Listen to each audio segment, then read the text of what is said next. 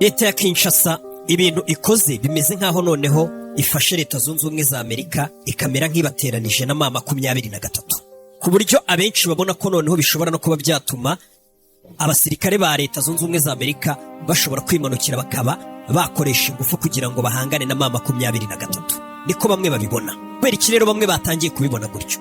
Ibi ngibi ahanini byatangijwe n'inyandiko zashyizwe hanze cyangwa se n'inkuru yasohowe n'igitangazamakuru Reuters. Hanini leta ya Kinshasa ngo yabonye biriya bice n'ubundi byo mu burasirazuba bwa Kongo, cyane cyane Kivu y'Amajyaruguru n'iy'Amajyepfo, babona ko biri mu biganza n'ubundi bya M23. Rero leta ya Kongo yahise ivuga ati mu rwego rwo kugira ngo bigende neza, reka dufate bimwe mu birombe birimo amabuye y'agaciro ahambaye cyane biri aha kontororwa na M23. Aho hantu tuhafate tuhahe leta zunze ubumwe za Amerika. Tubwire leta zunze ubumwe za Amerika tuti ibirombe turabibahaye, ariko ibirombe tubahaye biri ahantu hakontororwa na M23. Ibyo byarabaye.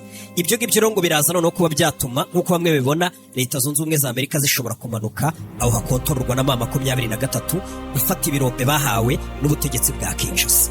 Reka tubirebe muri iyi nkuru yakomeje kugenda isesengurwa cyangwa se iganirwaho, abantu benshi bagenda batangaho ibitekerezo uko babibona.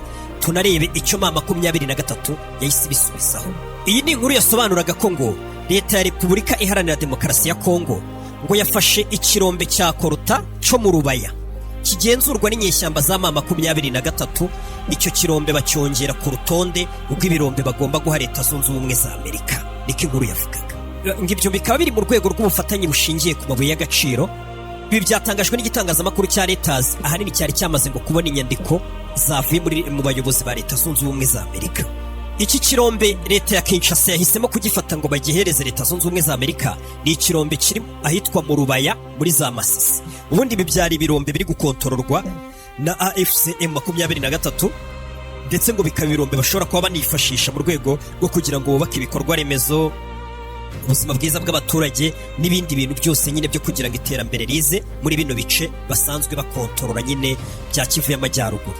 Abyavaga mu birombe M23 n'ubundi nibyo yakoreshaga yita ku ibyo bikorwa remezo cyangwa se no kwita muri ibyo bice bakontorora kugira ngo abaturage babashe kuba babaho.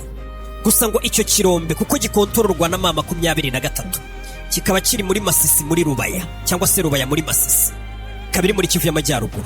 Bivugwa ko ngo iki kirombe kiri mu bimwe muri birombe bihambaye cyane bibitse tantalum ihambaye cyane, ku buryo bavuga ko ishobora kuba ari nayo ya mbere ku isi. Leta zunze ubumwe za Amerika rero, leta ya Kinshasa yababwiye ngo hari ikirombe kindi tubahaye kiri muri Masisi Irubaya, ati nacyo tucyongeye ku byo mugomba kuba mwakontorora cyangwa se mwajya mukoramo ubucukuzi bwanyu bw'amabuye y'agaciro. Amabuye ya tantalum abarizwa muri bino bice bahaye leta zunze ubumwe za Amerika ni amabuye akenewe cyane cyane muri iyi minsi, kuko ni amabuye muri iyi minsi usanga akoreshwa mu gukora zino laptop, mu gukora amatelefone, ibyogajuru, intwaro n'ibindi byinshi cyane. Ni amabuye mbega afite umumaro uhambaye cyane, ku buryo isaha igeze uyu munsi wa none n'iterambere ziri kuganaho aya mabuye kuba igihugu kiyafite ni ikintu cy'ingenzi cyane. Aya mabuye rero gufata ibirombe nk'ibuka biha leta zunze ubumwe za Amerika. Leta zunze ubumwe za Amerika nazo twabonye ko ubuyobozi buriho bavuga ati amabuye turayakeneye by'umwihariko, baba banahanganye n'Umushinwa. Amerika urumva ko nayo nta kitari buze gukora kugira ngo ibone amabuye yabo bahawe na leta ya Kinshasa. Ibyo bigatuma abantu benshi bibaza ngo ese ibyo ntibiri buze kuba byatuma Amerika ishobora kuza noneho ikaba yanakoresha imbaraga kugira ngo ifate ibyo birombe yahawe cyangwa se yanasinyiye mu nyandiko yahawe na Kinshasa, bakaba baza bakabyambura M23 ku ngufu. Niko bamwe bibaza. Gusa M23 nayo hari icyo yabitangajeho. Aya makuru iki gitangazamakuru cya Reuters cyavuze ko ngo ari amakuru yizewe cyane, kuko ngo bamwe mu bayobozi bo hejuru bo muri Kongo ngo ndetse n'umudiplomate wa leta zunze ubumwe za Amerika ngo bemereje kino gitangazamakuru ano makuru. Ngo bemeje koko iki kirombe cyo muri Rubaya cyongeye ku rutonde rugufi rwatanzwe mu nama ya Amerika ubwo Amerika yaganiraga na Kongo. Ngo ni inama iherutse kubera i Washington muri leta zunze ubumwe za Amerika. Iyo nama yabaye ku itariki 5 z'uku kwezi turimo, ubwo no kwezi kwa kabiri. Iyo nama ngo yari yahuje Kongo ndetse n'iki gihugu cya leta zunze ubumwe za Amerika, yabaye ku itariki 5 z'ukwezi kwa kabiri, ari nabwo Kongo yatangaga noneho urutonde rw'ibirombe byose bagiye guha leta zunze ubumwe za Amerika.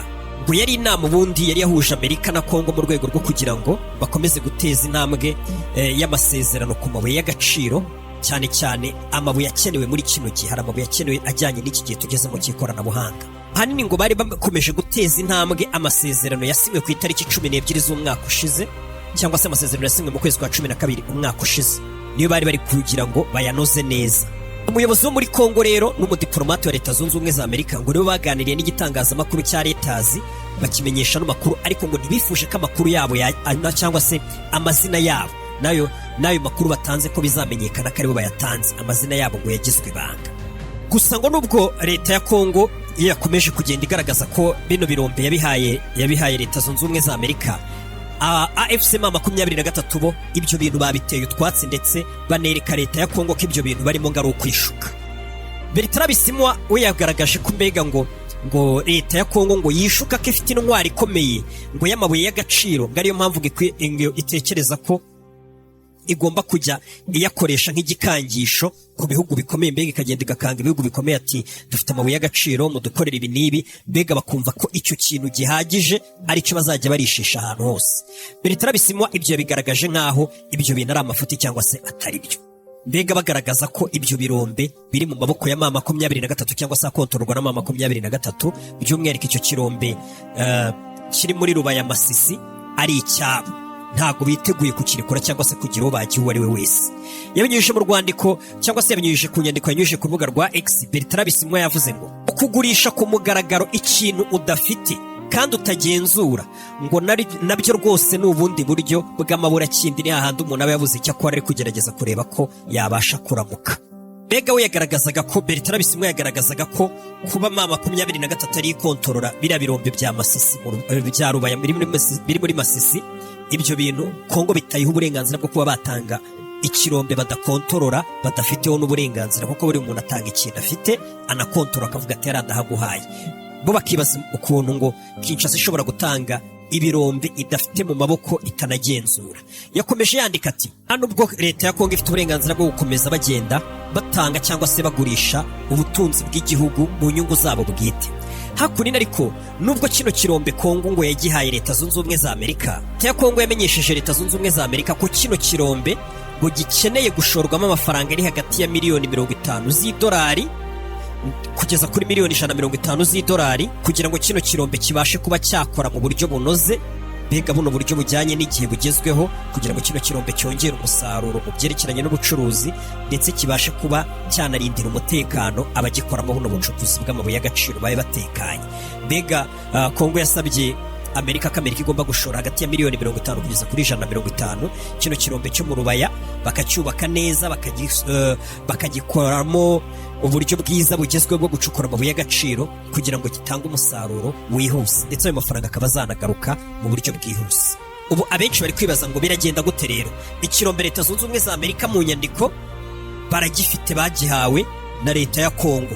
Igikurikira rero ni iki? Amerika wibuke byari byakomeje kugenda bivugwa guhera mu ntangiriro ko Kongo ahanini yifuzaga gutanga cyangwa se Tshisekedi yifuzaga gutanga amabuye y'agaciro akayashyira mu biganza bya Amerika mu rwego rwo kugira ngo Amerika ijye imurwanyiriza abanzi be bose, we yigumire ku butegetsi, mbega nawe aba ameze neza. Ku buryo mu nyandiko ya mbere ya kera twabonye byagaragaraga ko Kongo yanabwiraga Leta Zunze Ubumwe za Amerika ko Amerika yaza ikanashira ibirindiro byayo ahantu hose hagiye hari ibirombe muri Kongo, by'umwihariko hano mu burasirazuba bwa Kongo, mu rwego rwo kugira ngo Kongo nayo ibashe kuba yakwivuna umwanzi bakomeze bime